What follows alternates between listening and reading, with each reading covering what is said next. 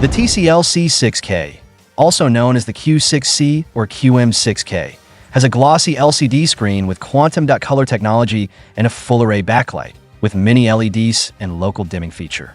On the other hand, the TCL A300W has a matte LCD screen with anti-glare capabilities.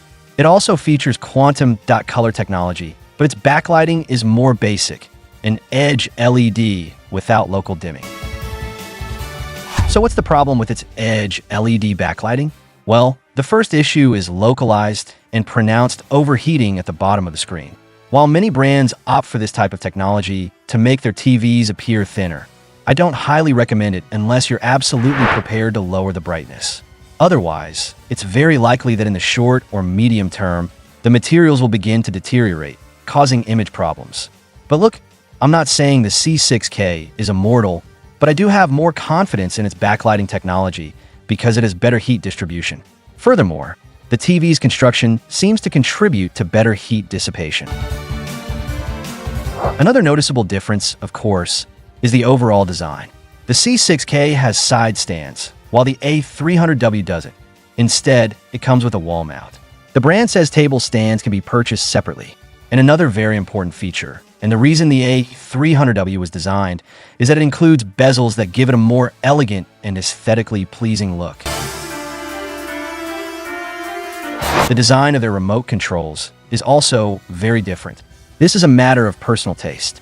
I personally prefer the design of the A300W's remote, mainly because it's smaller and has fewer buttons, though not so much because of its color.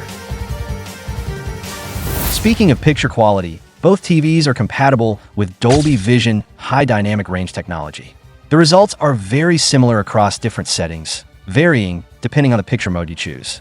You can adjust things like the color temperature if you don't like the warm tone, as content with this technology often has a yellowish tint. The level of detail is excellent, as is the color enhancement. One difference when the content uses HDR10, for example, is that the C6K supports IMAX picture mode, while the A300W does not. And despite what some might say, I don't see it as a significant issue. Another difference is that the C6K has a filmmaker picture mode, while the A300W doesn't, although I don't see this as particularly relevant. Why? Well, filmmaker picture mode is simply the same as movie picture mode, but with digital motion enhancement completely disabled, while movie mode has motion enhancement enabled at its lowest level. So if you're a super cinematic geek and you bought the A300W, simply select movie picture mode, go to the define motion settings and disable it. Both models have a dynamic tone mapping setting, which allows you to prioritize either detail or brightness, or select a balanced result between those two aspects. Speaking of color, remember that both models have an LCD screen and a quantum dot color filter. They also have a dynamic color setting, in case you want a more intense scene with more vivid results. And in general, speaking of color saturation capabilities, the results are broad and very similar between the two. I'm not suggesting you do this, though. I just want to show you what they're capable of in this area. Now let's move on to something as important as performance with these types of scenes, which can have a lot of darkness. But first, I want to clarify that if you notice a slight flicker on the A300W, it's just a camera effect because it's not noticeable in real life. Anyway, getting back to the point, you already know that the A300W's anti-glare screen will allow you to enjoy this type of content better compared to the C6K when using it in a well-lit room. But what happens when you turn off the lights? Well, you should know that while the C6K shows a better balance between black levels and detail, with almost no blooming or light halos, the A300W's performance isn't bad at all. In fact, I think it's good, or at least I don't dislike it. However, I should add that while I do prefer the color volume and detail of the A300W in some scenes, for a discerning viewer like myself, a slight cloudiness is sometimes noticeable, especially at the bottom of the screen in certain scenes. It's not alarming, and probably won't be perceptible to many people. But when I place them side by side, I could definitely see that difference, even if it's very subtle. And I should also mention that during each transition, as happens when tuning a video game, and also when, for example, there's a scene change or a change in the tuning of each input, You might notice grayish patches or smudges on the A300W, but this is normal because it doesn't have local dimming. The uniformity of gray tones is good on both models. The result is very similar. And although there is slight dirty screen effect, the good thing is that when watching content with a lot of color, I don't think the dirty screen effect is noticeable on either model. The image upscaling is good. It's similar on both models. It's not perfect, of course, because remember that no current 4K TV will display 4K results if the content resolution is low. But if that were the case, for example, if you're watching a very old movie, they'll at least try to show you the sharpest possible result with the fewest pixelated areas. The viewing angles are terrible. Let's say they're less terrible on the C6K, although the difference between the two isn't huge.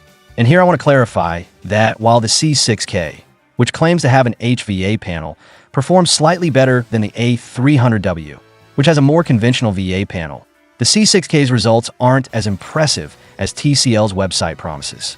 The results aren't as good as those of a TV with an ADS panel, and certainly not as good as those of one with an IPS panel.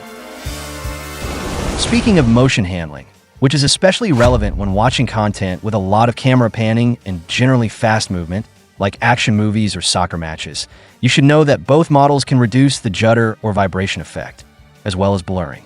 The C6K also has an LED-free motion setting, although I don't highly recommend it because it can cause some flickering and a soap opera-like effect, and both have a dynamic acceleration setting. The result, from my point of view, is good and practically identical between the two, with very few artifacts or distortions.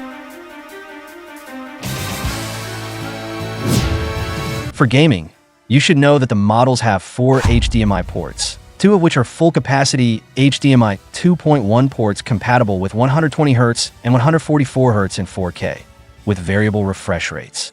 In both cases, you'll have access to a game bar with various functions.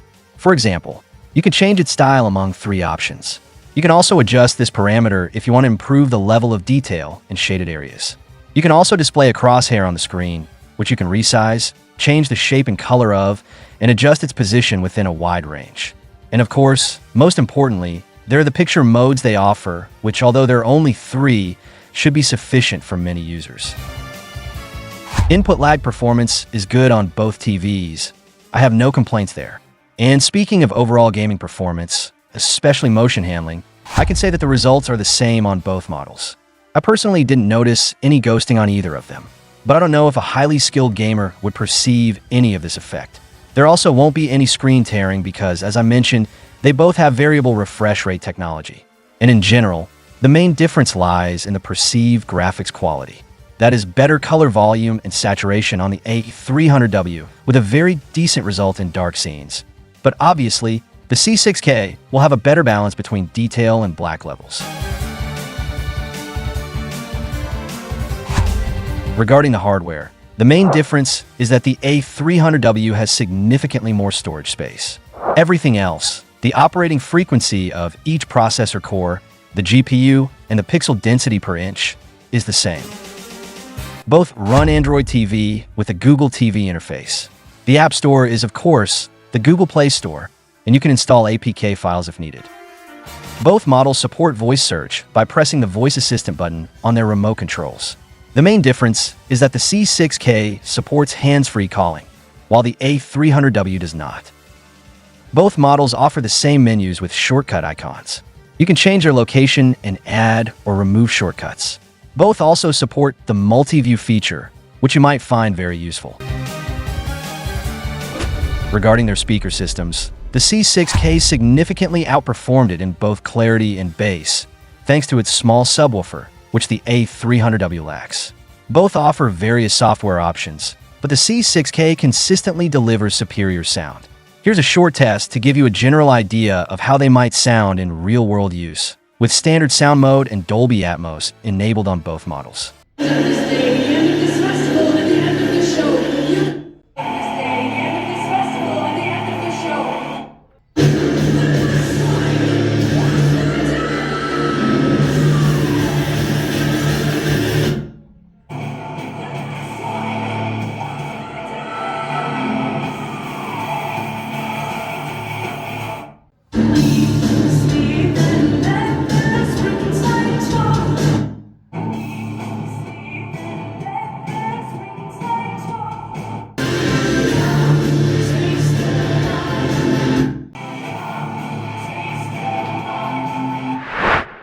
So, to wrap things up, buy the A300W if you want a TV that you'll use as a decorative piece when you're not watching shows or movies, because that's essentially the main purpose of this smart TV, in addition to, of course, liking the matte finish of its screen.